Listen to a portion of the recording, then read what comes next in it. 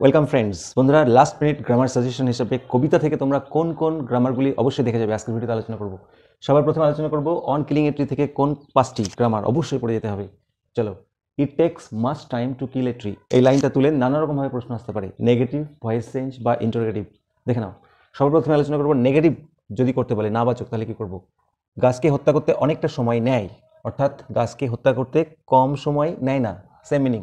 তাহলে দেখো, it takes, ইহা নেয়, তাহলে ইহা নেয় না ইংরেজি ইট ডাজ নট টেক, তাহলে টেকের উল্টো হয়ে গেল ইট ডাজ নট টেক। আচ্ছা, মাচ টাইমের উল্টো কি? লিটল টাইম, মনে রাখবে, little time to kill a tree. গাছকে হত্যা করতে কম সময় নেয় না, নেগেটিভ হয়ে গেল। এরপরে ভয়েস চেঞ্জ যদি আসে, ভয়েস চেঞ্জ দেখো, সাবজেক্ট ইট, টেক্স হচ্ছে ভার্ব, মাচ টাইম হচ্ছে অবজেক্ট, তাহলে অবজেক্টটা সাবজেক্ট হয়, মাচ টাইম। তারপরে টেন্স অনুযায়ী বিভাব বসে, এটা প্রেজেন্ট টেন্সে আছে, তাহলে মাচ টাইম ইজ। তারপরে ভার্বের third form take, took, taken. আচ্ছা, তারপরে বাই ইট হওয়ার কথা, কিন্তু আমরা এখানে করবো না, লাগবে না, যেহেতু এটা ইন্ট্রোডাক্টরি ইট, তাহলে মাচ টাইম ইজ টেকেন, তারপরে বাকি এক্সট্রা অংশটা বসে যাবে, to kill a tree, complete. এরপরে ইন্টারোগেটিভ মানে প্রশ্নবাচক যদি আসে, বলছে গাছকে হত্যা করতে অনেক সময় নেয়, প্রশ্ন করলে কি হবে? গাছকে হত্যা করতে কি অনেক সময় নেয় না? নেয় না। তাহলে দেখো, এই যে ডাজ নট দিয়ে আমরা করেছি, ডাজ নটটাকে শুধু আগে বসিয়ে দেবো, কি হবে তাহলে?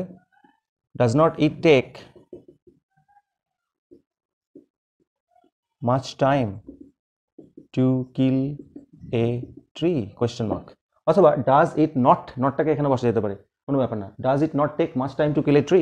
তাহলে এই সেন্টেন্সটাকে দিয়ে তিন রকমভাবে প্রশ্ন আসতে পারে, very very very important. Next one, it has grown slowly, ইহা বেড়ে উঠেছে ধীরে ধীরে, দুভাবে আসতে পারে। প্রথমত আসতে পারে অ্যাডজেক্টিভ ফর্ম অফ স্লোলি, অর্থাৎ স্লোলির অ্যাডজেক্টিভ ফর্ম ইউজ করতে বলতে পারে, তাহলে আমরা এটা করতে পারি, ইট হ্যাজ গ্রোন, ইহা বেড়ে উঠেছে ধীরে ধীরে, অর্থাৎ ইন আ স্লো ম্যানার। এই যে স্লো চলে এসেছে, ইন এ স্লো ম্যানার মানেই হচ্ছে স্লোলি। অথবা এটা আরেকভাবে করা যেতে পারে, আগে আমরা করে নিই নাউন ফর্ম অফ গ্রোন। এবার যদি বলে এইটা নাউন ফর্ম ইউজ করো, গ্রোন মানে তো বেড়ে উঠেছে, তাহলে বৃদ্ধি, নাউন ফর্ম হচ্ছে গ্রোথ। এটা কি করে করব? আমি এখানে অ্যান্সারটা করছি, ইহা বেড়ে উঠেছে ধীরে ধীরে, অর্থাৎ ইহার বৃদ্ধিটা হয়েছে ধীরে ধীরে, ধীরে।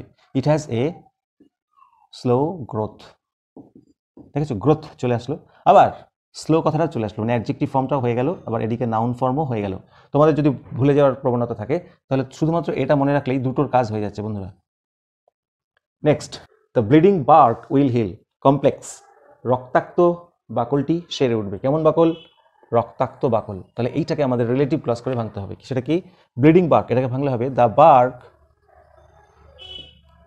হুইচ ব্লিডস, বা দ্যাটও করতে পারো, the bark which bleeds will heal, যা আছে তাই। তাহলে আমাদের ব্লিডিং বার্ক ভেঙে হলো the bark which bleeds. Okay, খুব important. Next one, hack and chop it, hack and chop it, দেখো দুটো ভার্ব রয়েছে। ক্লোজ দ্য ডোর বহুবার করেছো তোমরা জীবনে, সেই নিয়মে হবে লেটের নিয়মে, তাহলে লেট, এটা হচ্ছে অবজেক্ট, ইটটা আগে আসবে, লেট ইট, তারপরে বি যোগ হবে, তারপরে ভার্বের third form hacked and chopped, যেহেতু দুটো ভার্ব আছে আমাদের দুটো ভার্বই বসাতে হবে। Next one, and then it is done, তারপরে এটা করা হয়। তাহলে দেন ইট ইজ ডান কাদের দ্বারা বলা নেই, ধরে নেব বাই আস আছে, তাহলে আমরা কি করব? অ্যান্ড দেন কথাটা এক্সট্রা আছে, অ্যান্ড দেন বসিয়ে নিলাম। দেখো, ইট is done, it is done, rice is eaten, সেরকম ইট ইজ ডান বাই আস, তার মানে উইটা আগে আসবে, উই ডু ইট, যেমন রাইস ইজ ইটেন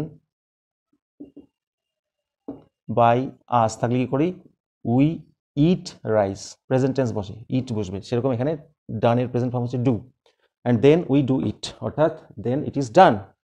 এরপরে চলে আসবো নেক্সট কবিতায়, দেখে নেবো অ্যাসলিপ ইন দ্য ভ্যালি থেকে কোন 5-6টি গ্রামার অবশ্যই দেখে যেতে হবে। সবার প্রথমে, a soldier very young lies open mouth, একটি খুবই ইয়াং সোলজার শুয়ে আছে মুখটাকে হা করে।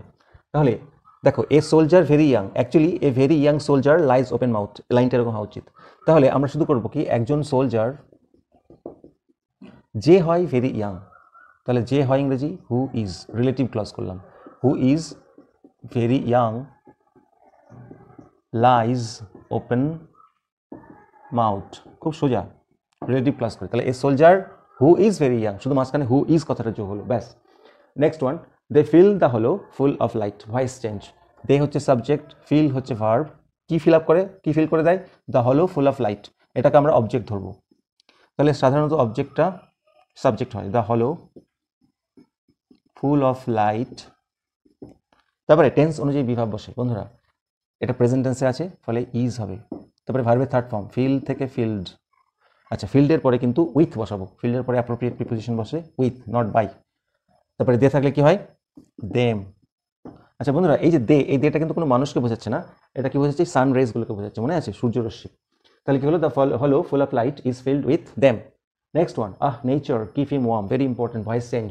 তাহলে দেখো নেচার, এটা বসে যাবে যদি থাকে, আর যদি এখান থেকে দেয় তাহলে তো কোনো সমস্যা নেই। দেখো এইটা কিন্তু খুবই খুবই খুবই খুবই খুবই ভুল হয় মানুষের, খুবই ভুল হয়, দিয়ে বলে দিচ্ছি কোন জায়গায়। আচ্ছা দেখো, এটা লেটের নিয়মে হবে, ক্লোজ দ্য ডোরের মতো, যেটা এক্ষুনি বলছিলাম। তাহলে প্রথমে কি হবে? কিপ হচ্ছে ভার্ব, এটা হচ্ছে ভার্ব। কাকে রাখো? তাকে রাখো, এটা হচ্ছে অবজেক্ট, বাকিটা এক্সট্রা। তাহলে কিপ হিম থাকলে আমরা কি করতাম? লেট হিমটা আগে আসবে, এখানে হিমটা হিমই বসবে, লেট হিম, তারপরে বি বসে, আর ভার্বের থার্ড ফর্ম, কিপের third form kept, let him be kept. আর ওয়ার্মটা লাস্টে আসে, লাস্টেই বসে যাবে। এই জায়গাটা কিন্তু গুলিয়ে যায়, মানে কেপটাকে লাস্টে বসিয়ে দেয়, ওয়ার্মটাকে আগে আনে, এটা খেয়াল রাখবে। তাহলে যদি সামনে কিছু থাকে সেটা আসলে বসে যাবে আগে, আর লাস্টে যদি কিছু থাকে সেটা লাস্টে বসে যাবে। মাঝখানে কিপ হিম এর ভয়েস চেঞ্জটা আমরা করে নেবো, let him be kept, mind it. Next one, the humming insects don't disturb his rest, voice change. গুঞ্জনরত পতঙ্গরা তার রেস্টকে ডিস্টার্ব করে না। যদি প্রথমে ভয়েস চেঞ্জ করতে দেয় তাহলে the humming insects subject, don't disturb, disturb হচ্ছে ভার্ব, কাকে ডিস্টার্ব করে না? তার রেস্টকে, অবজেক্ট। তাহলে হিজ রেস্ট আগে আসবে। তারপরে টেন্স অনুযায়ী বিভাব, এটা দেখো ডোন্ট আছে মানে প্রেজেন্ট টেন্সে আছে, তাহলে is, his rest singular number, his rest is. তারপরে ভার্বের থার্ড ফর্ম বসে, ডিস্টার্বের থার্ড ফর্ম কি? ডিস্টার্বড। আচ্ছা এই জায়গাটায় গ্যাপে কি বসাবো বন্ধুরা? ডু নট বা ডাজ নট বা ডিড নট থাকলে শুধুমাত্র নট বসে, তাহলে ইজ নট বসিয়ে দেবে, his rest is not disturbed. তারপরে তো ভার্বের এই বাই বসে, তারপরে সাবজেক্টই অবজেক্ট, দ্য হামিং ইনসেক্টস। আচ্ছা এটা যদি কমপ্লেক্স করতে দেয় তাহলে কি করবো? The humming insects don't disturb his rest, আমরা একটু আগেই করলাম the bleeding bark will heal, সেরকম দেখো দ্য হামিং ইনসেক্টস, এই জায়গাটাকে ভেঙে নিলেই হয়ে যাবে। তাহলে আমরা এই জায়গাটা ভাঙলে কি করবো? দ্য ইনসেক্টস হুইচ হাম বা দ্যাট হাম, এবার যা আছে তাই, don't disturb his rest. In his side there are two red holes, complex. In his side there are two red holes, দেখো কি হোলস? রেড হোলস, এই জায়গাটা ভাঙলেই হয়ে যাবে। তাহলে আমরা বলতে পারি in his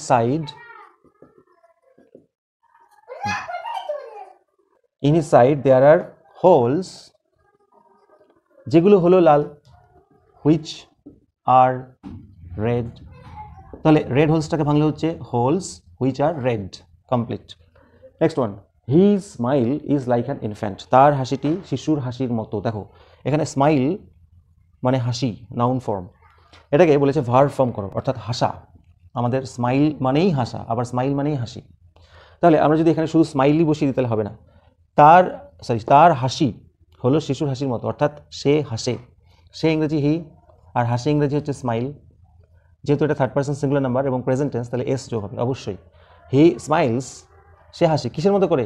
like an infant, তাহলে ইসটা কিন্তু আর বসবে না। এখানে বলেছিল তার হাসিটি হলো শিশুর হাসির মতো, তাই জন্য ইস ছিল। আর এখানে বলেছে সে হাসে শিশুর মতো, তাহলে বন্ধুরা মাথায় রাখবে। এরপরে আমরা চলে যাবো নেক্সট চ্যাপ্টারে, সনেট নাম্বার 18 থেকে এই চারটি গ্রামার টপ দেখে নাও। Shall I compare thee to a summer's day, আমি কি তোমাকে সামারের দিনের সঙ্গে কম্পেয়ার করবো? করতে হবে অ্যাসার্টিভ, অর্থাৎ আমি তোমাকে সামারের দিনের সঙ্গে কম্পেয়ার করবো না, নর্মাল করতে হবে। তাহলে আমি করবো না, দেখো সাবজেক্টটা আগে চলে আসবে, আই, শ্যালটা পরে যাবে, আই শ্যাল। আর করবো না বলেছি তো, I shall not compare, not আনতে হবে, I shall not compare thee to a summer's day, full stop অবশ্যই, যেহেতু অ্যাসার্টিভ করতে বলেছে বা স্টেটমেন্ট করতে বলেছে। তাহলে কি হলো? সাবজেক্টটি আগে আসবে আর শ্যালটি পরে যাবে, আই শ্যাল আর নট যোগ হবে। আচ্ছা এই সেন্টেন্সটাকে দিয়ে বলতে পারে কম্পেয়ারের নাউন ফর্ম ব্যবহার করো। কম্পেয়ার মানে তো তুলনা করা, অর্থাৎ ভার্ব, এটা নাউন ফর্ম হচ্ছে তুলনা, কম্প্যারিজন, এই কথাটা আমাদের ইউজ করতে হবে। তাহলে আমি কি তোমাকে তুলনা করব, তাহলে একই রকম হবে শ্যাল আই করা ইংরেজি কি এখানে make. Shall I make a comparison, comparison মানে তুলনা। তাহলে দেখো তুলনা কথাটা আমরা ইউজ করলাম, তুলনা করার জন্য আমাদের মেক কথাটা অ্যাড করতে হলো। তাহলে shall I make a comparison. আচ্ছা, এবার তুলনা সাধারণত দুজনের মধ্যে হয়, সেই জন্য আমাদের বিটুইন কথাটা ইউজ করতে হবে। Shall I make a comparison between the and a summer's day question mark. তাহলে আমি কি তুলনা করব তোমার মধ্যে আর সামারের দিনের মধ্যে, তাই জন্য বিটুইন কথাটা ইউজ হয়েছে। Next, very very important, thou art more lovely and more temperate than a summer's day. বন্ধুরা দেখো, more lovely and more temperate comparative degree আছে, করতে হবে পজিটিভ। তাহলে কম্প্যারিভ থেকে পজিটিভ করার সময় সাধারণত পরের সাবজেক্টটি আগে চলে আসে। তুমি গ্রীষ্মের দিনের থেকে বেশি লাভলি এবং বেশি টেম্পারেট, অর্থাৎ একটি গ্রীষ্মের দিন তোমার মতো এত লাভলি এবং টেম্পারেট নয়, তাহলে এ সামার্স ডেটা আগে আসবে। এ সামার্স ডে ইজ নট, একটি গ্রীষ্মের দিন হয় না, কি হয় না, পজিটিভ স্ট্রাকচার করতে বলেছে, তাহলে positive, as lovely and temperate. More উঠে যাবে, মোর লাভলির পজিটিভ ফর্ম হচ্ছে লাভলি, আর মোর টেম্পারেটের পজিটিভ ফর্ম হচ্ছে শুধু টেম্পারেট। আচ্ছা, এবারে পজিটিভের স্ট্রাকচার হচ্ছে as plus positive form plus as. তাহলে আমরা আগে অ্যাজ বসিয়ে নিচ্ছি, তাহলে পজিটিভ ফর্ম বসলাম, আবার অ্যাজ বসাবো। A summer's day is not as lovely and temperate as, কার মতো, তোমার মতো, দাউটা লাস্টে হবে। But thy eternal summer shall not fade, কিন্তু তোমার শাশ্বত গ্রীষ্ম কখনো ফেড হবে না, অর্থাৎ আনফেড থাকবে। অ্যাফারমেটিভ করতে বলেছে মানে নট তুলতে হবে, তাহলে আমরা বলতে পারি but thy eternal summer shall, এ পর্যন্ত কমন, শ্যাল রিমেইন, রিমেইন মানে রয়ে যাওয়া, shall remain not fade, not fade মানে কি বলতে পারি এক কথায় আনফেড। দেখো নট উঠে গেল, মানেটাও একই থাকলো, তোমার শাশ্বত সামার আনফেড থাকবে মানে ফেড হবে না। Next one, rough winds do shake the darling birds of May, voice change. Rough winds হচ্ছে সাবজেক্ট, শেক মানে ঝাঁকানো, ভার্ভ, কাকে, the darling birds of May object, তাহলে অবজেক্টের subject the darling birds of May, তারপরে tense অনুযায়ী be verb. বন্ধুরা এটা দেখো প্রেজেন্ট টেন্সে আছে, সেই জন্য এখানে অ্যামিজারের মধ্যে আর বসবে, ইজ বসবে না, কেন ডার্লিং বার্ডস রয়েছে প্লুরাল নাম্বার। তারপরে ভার্বের থার্ড ফর্ম শেক, শুক, শেকেন, তারপরে বাই বসে এবং সবশেষে subject to object, rough winds. Do এর কি হলো, ডু এর কোনো কাজ নেই। Last chapter, the poetry of আর্থ, মাত্র 5টি করলেই হয়ে যাবে। The poetry of earth is never dead, তোমরা জানো, অলরেডি প্র্যাকটিস করেছো। পোয়েট্রি অফ আর্থ কখনোই মৃত নয়, অ্যাফার্মেটিভ বা হ্যাঁ বাচক করতে হবে, মানে না তুলতে হবে। দেখো নেভার, নেভার নেগেটিভ আছে, তার মানে আমরা বলতে পারি the poetry of earth is, এ পর্যন্ত কমন। নেভারের উল্টো কি, অলওয়েজ মানে সবসময়। ডেডের উল্টো কি, অ্যালাইভ, হয়ে গেল। তাহলে poetry of earth is always alive মানে সবসময় জীবিত, মানে কখনোই মৃত নয়। অথবা বলা যেতে পারে the poetry of earth is alive for ever, এটা বলা যেতে পারে। নেক্সট ওয়ান একই রকমের দিয়েছে, the poetry of earth is seizing never, মানে কখনোই থামে না বা থামছে না। তাহলে আমরা কি করবো, একই রকমভাবে the poetry of earth is, এ পর্যন্ত কমন। সিজিং এর উল্টো কি, সিজিং মানে থামছে, তাহলে চলছে হবে কন্টিনিউইং। আর নেভারের উল্টো এক্ষুনি করলাম always. The poetry of art is continuing always, শুনতে কেমন লাগছে, তাহলে আমরা কি করব, অলওয়েজ কন্টিনিউইং করতে পারি। অথবা the poetry of art is ever continue, কারণ নেভারের উল্টো হচ্ছে এভার, সেটাও করা যেতে পারে। আচ্ছা, এই প্রশ্নটাকে যদি প্রশ্নবাচক করতে দেয় বন্ধুরা, ইন্টারোগেটিভ করতে দেয়, তাহলে কি করবে, the poetry of art is never dead, poetry of art কখনোই মৃত নয়। তাহলে আমরা প্রশ্ন করলে কি হবে, পোয়েট্রি অফ আর্ট কি কখনো মৃত, তাহলে ইজটা শুধু আগে আসবে, is the poetry of earth, নেভারের উল্টো এভার, তাহলে is the poetry of earth ever dead question mark. Next one, the frost has wrought a silence, তুষার সৃষ্টি করেছে নীরবতা, simple voice change. The frost subject, wrought মানে সৃষ্টি করেছে, ভার্ব কি, এ সাইলেন্স অবজেক্ট, তাহলে এ সাইলেন্স। আচ্ছা, হ্যাজ থাকলে কি হয়, have been, has been, have been হবে না হ্যাজ বিন হবে। এ সাইলেন্স দেখো থার্ড পারসন সিঙ্গুলার নাম্বার, তাই জন্য হ্যাজ বিন হবে। এ সাইলেন্স হ্যাজ বিন রট, ভার্বের থার্ড ফর্ম দেয়াই আছে, বাই দ্য ফ্রস্ট, অবজেক্ট আর subject. Next one very important, he rests at ease beneath some pleasant wind, বাকিটা লিখে নিই, এই অবধিও থাকতে পারে, হি রেস্টস অ্যাট ইজ, বলেছে রেস্টের নাউন ফর্ম ব্যবহার করো। রেস্ট মানে বিশ্রাম নেওয়া, রেস্ট মানে হচ্ছে বিশ্রাম নেওয়া। আবার নাউন ফর্ম অর্থাৎ বিশ্রাম, সেটার ইংরেজিও হচ্ছে রেস্ট। তাহলে রেস্ট লিখে দিলেই হবে না, দেখো এইটুকুনির করে নিলেই হয়ে যাবে। হি রেস্টস মানে সে বিশ্রাম নেয়, তাহলে সে নেয়, নেয় ইংরেজি কি? টেক্স। কি নেয়? বিশ্রাম। এই দেখো রেস্ট, তার মানে হি টেক্স রেস্ট মানেই হচ্ছে হি রেস্টস, তারপরে যা আছে বসিয়ে দেবে বাকিটা। Next one, he takes the lead in summer luxury. Simple voice change. He হচ্ছে সাবজেক্ট, টেক্স ভার্ব, কি নেয়? The lead object, subject verb object, বাকিটা এক্সট্রা। তাহলে আমরা কি করবো? অবজেক্টটা সাবজেক্ট, দ্য লিড, তারপর টেন্স অনুযায়ী বি ভার্ব, প্রেজেন্ট টেন্সে আছে বলে ইজ হবে, দ্য লিড ইজ। ভার্বের third form take, took, taken, তারপরে বাই, তারপরে সাবজেক্টই অবজেক্ট, হি থাকলে হিম। তারপর বাকিটার কি হবে? ইন সামার লাক্সুরি লাস্টে বসিয়ে দাও, কমপ্লিট। বন্ধুরা আজকের ভিডিওতে আমরা পোয়েট্রি থেকে ইম্পর্টেন্ট আলোচনা করলাম, পরের পার্টে আমরা পুরো প্রোজ এবং নাটক থেকে আলোচনা করবো।